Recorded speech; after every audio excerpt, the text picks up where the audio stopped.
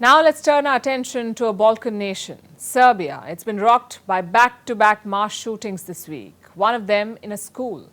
They've left more than a dozen people dead and several others wounded. This is shocking. Such incidents are fairly uncommon outside the US. In America, you see, mass shootings are an almost daily affair. In Serbia, they're rare. So understandably, the country is stunned. It is grieving, scrambling to take action. And their president has vowed to disarm the nation. But it won't be easy.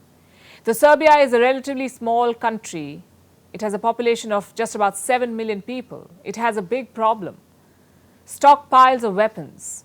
Gun ownership in Serbia is one of the highest in Europe. Here's a report.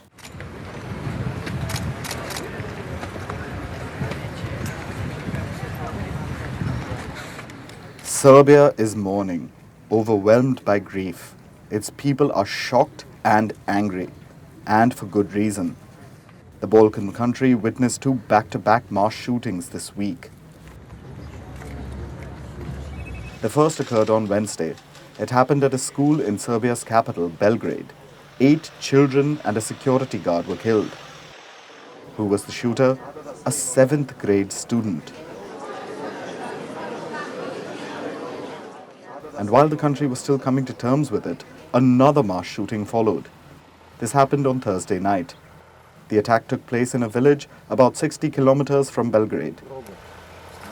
A shooter opened fire from a moving car, killing 8 people and injuring over a dozen others. The suspect has now been arrested. But for Serbians, this is not enough. They're demanding strict action and changes. Their reaction shows not only sadness, but also utter shock.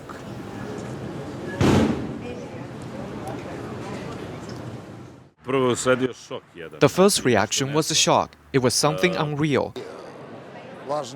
This tragedy is of cosmic proportions. Although such incidents are not unheard of, the horror of it is indescribable. The possibility of such an escalation among elementary school children was unforeseen. Horrible. Something not seen in Serbia before. God forbid it happens again. Something not seen in Serbia before. What are they talking about? Mass shootings are fairly common in a country like the US, but they are rare in Serbia. So while the incident itself is not a small one, in a country like Serbia, it becomes an even bigger issue. Today, the Serbian president made a speech. This recent criminal attack, which followed an attack on our children, targeted not only those who were present near a hunting lodge or fence, but our entire country. Every citizen feels the impact of this attack. If I believed in conspiracy theories, I would have something to say. We'll practically conduct a complete disarmament of Serbia.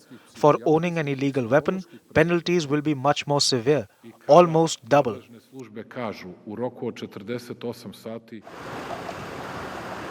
He has vowed to disarm the country.